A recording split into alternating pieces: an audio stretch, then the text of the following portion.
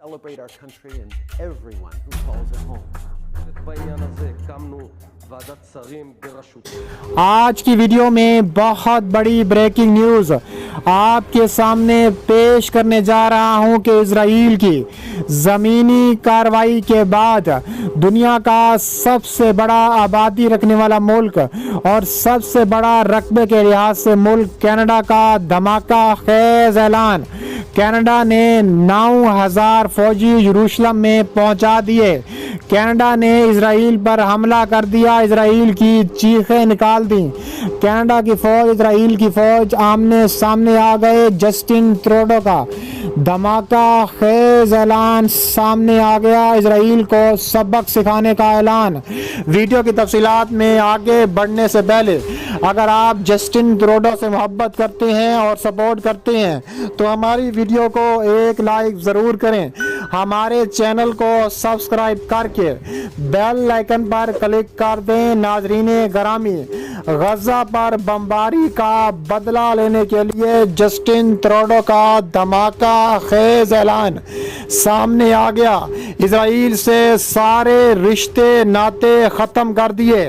اسرائیل کی دہشت گردانہ پالیسیاں کینیڈا مزید برداشت نہیں کرے گا. فلسطین کی آزادی اور مدد کے لیے تیار ہیں. کینیڈا نے 9,000 فوجی یروشلم پہنچا دیے. کینیڈا کے بمبر طیارے بھی اسرائیل پر ٹوٹ پڑے. اسرائیل کی درجنوں ایئر بیسز تباہ و برباد کر دی. پوری ایئر فورس کو زوردار تماچا. شدید بمباری سے اسرائیل کے چیتڑے اڑ گئے. اس کے علاوہ فلسطینی تنظیم حماس اور اسرائیلی فورسز کے درمیان کئی روز سے جاری حملوں میں کم از کم 109 فلسطینی ہلاک ہو چکے ہیں، جن میں 28 بچے اور 15 خواتین شامل ہیں، جبکہ 7 اسرائیلی بھی ہلاک ہوئے ہیں.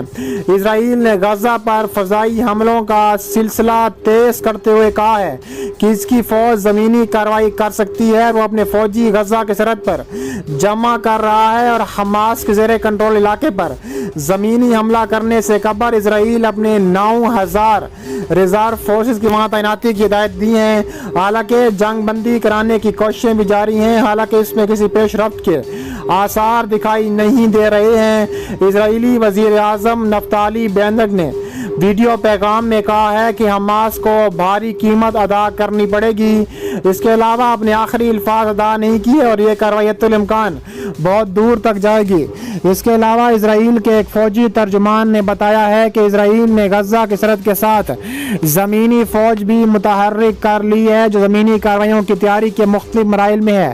اگر اسرائیل زمینی کارروائی کرتا ہے تو اس کا یہ اقدام سن 2014 اور اسرائیل غزہ کی جنگوں کے دوران کیے گئے آپریشن کی طرز پر ہوگا. دوسری طرف حماس کے ایک فوجی ترجمان نے کہا ہے کہ اسرائیل کی زمینی کارروائی ہمارے لیے مزید اسرائیلی فوجیوں کو ہلاک کرنے اور انہیں قید کرنے کا ایک موقع ہوگا. اس دوران حماس اور اسرائیل کے مابین جنگ بندی کرانے کی کوششیں بھی جاری ہیں.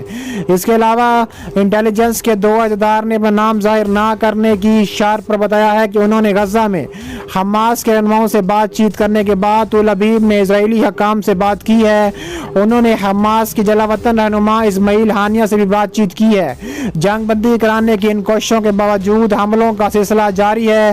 اسرائیل نے جمعرات کی صبح جب فلسطینی نماز کی تیاریاں کر رہے تھے تو شہر کے درمیان واقع 6 منزلہ عمارت کو نشانہ بنایا. حماس کے مطابق غزہ پر ہونے والے بمباری کے نتیجے میں کم از کم 109 فلسطینی ہلاک ہو چکے ہیں، جن میں 27 بچے اور 15 خواتین شامل ہیں.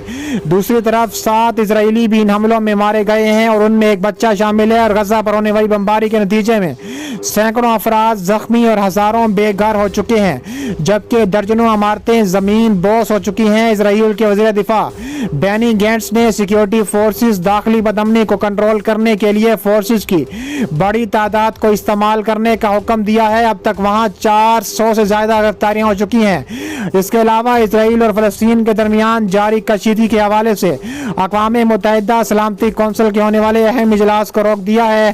یہ اجلاس چین، تیونس اور ناروے کی درخواست پر ہونے والا تھا اور خبر رساں ادارے AFP کے مطابق ایک سفارتکار نے کہا ہے کہ امریکہ वीडियो कॉन्फ्रेंस पर रजामंद नहीं था। अमेरिका इस इजलास में अगले हफ्ते बुलाना चाहता है, लेकिन इस इजलास की नौयत फौरी और अहम नहीं रह जाएगी। दूसरी तरफ अमेरिका कहना था कि वो सफारतकारी के लिए मजीद वक्त देना चाहता है। अमेरिका पहले ही कह चुका है कि इसराइल को हमास की जानिब से दागे जाने वाले रॉकेटों के खिलाफ दिफा करने का मुकम्मल हक हासिल है। इसके अलावा ब्लैक जैक को मुस्तकिल समंदरी और ज़मीनी पर मबनी तकनीकी जहानत, निगरानी और जासूसी डाटा इकट्ठा करने हदफ के असूल और बाज़ी मिशनों में तैनात किया जा सकता है। इसके अलावा बहुत बड़ी तादाद में बम्बर त्यारे इसराइल पर हमला आवर हो चुके हैं। जस्टिन ट्रूडो का धमाका खेज ऐलान सामने आ गया है। जस्टिन ट्रूडो ने 9000 फौजी इसराइल के खिलाफ उतार दिए हैं। जस्टिन ट्रूडो का कहना है कि अब वक्त आन पहुंचा है कि इसराइल को सबक सिखाया जाए। आल अरेबिया के नुमाइंदे के मुताबिक इसराइल की जानिब से भरपूर दिफा में गजा की पट्टी में और कनाडा पर हमला करने को मराकज़ को निशाना बनाने के लिए एक मुतअमली तय की गई है।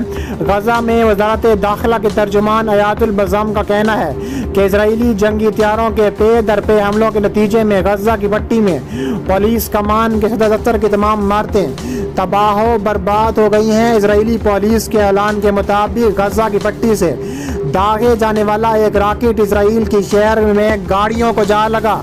इसराइली ज़राए के मुताबिक कशीगी के आगाज से बाद से अब तक गजा की पट्टी से 1000 से ज़्यादा रॉकेट दागे जा चुके हैं। इसराइली मीडिया का कहना है कि तुल अबीब में फायर बंदी के हवाले से अक़वाम मुत्तहिदा की जानिब से पेश की गई तजवीज़ मुस्तरद कर दी है। फ़लस्तीन की माह न्यूज़ की रिपोर्ट के मुताबिक इसराइल के कई ड्रोन तैयारों में जुमला क्वाडकाप्टर के आधी रात को गजा पट्टी के फ़ज़ाई हदूद की खिलाफ वर्जी की है। इस रिपोर्ट के मुताबिक इस्तकामती महाज ने इसराइल के इस इक़दाम पर सख्त रद्द-ए-अमल दिखाते हुए इसराइली ड्रोन को निशाना बनाने की कोशिश की है और गजा पर इसराइली जारियत के और इसराइली इस्तकामती महाज के मबैन जंग बंदी के बाद ख़त्म हुई, लेकिन इसके बावजूद इसराइली फ़लस्तीन पर हमले कर रहा है।